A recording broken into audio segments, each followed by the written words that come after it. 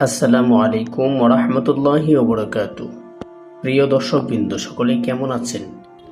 আশা করছি আল্লাহর অশেষ মেহেরবানিতে আপনারা সকলেই ভালো আছেন। ভিডিওর থাম্বনেল দেখে অবশ্যই বুঝতে পেরেছেন আজ আপনাদের সামনে কি বিষয় নিয়ে আলোচনা করব। আজকের বিষয়টি হলো সূরাতুল ইখলাস, একটি ছোট সূরা, একটি বড় ভালোবাসা। সূরা ইখলাসের ফজিলত নিয়ে বাস্তব কিছু ঘটনা উল্লেখ করব ইনশাআল্লাহ। নবীজি সাল্লাল্লাহু আলাইহি ওয়াসাল্লাম এক সাহাবীকে একটি মসজিদে ইমাম হিসেবে নিযুক্ত করেছিলেন। সেই সাহাবী প্রতিদিন 5 ওয়াক্ত নামাজে ইমামতি করতেন, কিন্তু মজার বিষয় হলো তিনি প্রতিটি রাকাতে সূরা ইখলাস তিলাওয়াত করতেন।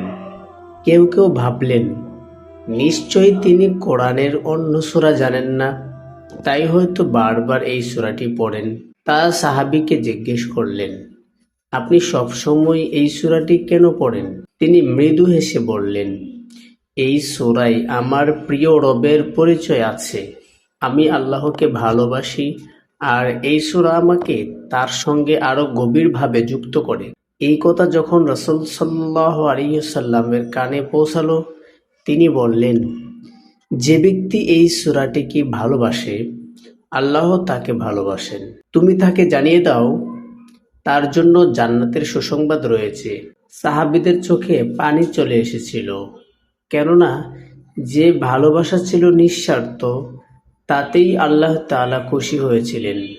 সূরা ইখলাস একবার পড়লে কোরআনে 1/3 পড়ার সওয়াব পাওয়া যায়। কেউ যদি প্রতিদিন 3 বার এই সূরা পড়ে, জাহান্নাম থেকে নিরাপদ রাখা হয়। ঘুমানোর আগে, নামাজের পরে এই সূরা পড়লে রূহ শান্তি পায়, অন্তর পরিষ্কার হয়। বন্ধু, কখনো ছোট কিছু আমলকে ছোট মনে করো না। একটা সূরা, একটুখানি ভালোবাসা জান্নাতের দরজা খুলে দিতে পারে। এবং এই সূরায় আল্লাহর একত্ব, চিরস্থায়িত্ব, স্বয়ংসম্পূর্ণতা সবই রয়েছে। সূরা ইখলাস কেবল মুখে নয়, হৃদয়ে ধারণ করো, তাহলে আমল ছোট হলেও ফজিলত হবে বিশাল। প্রিয় দর্শকবৃন্দ, ভিডিওটি ভালো লাগলে অবশ্যই লাইক, কমেন্ট করবেন, শেয়ার করে দেবেন। এবং আপনারা যদি এই চ্যানেলে নতুন হয়ে থাকেন, অবশ্যই চ্যানেলটি সাবস্ক্রাইব করে সাথেই থাকবেন।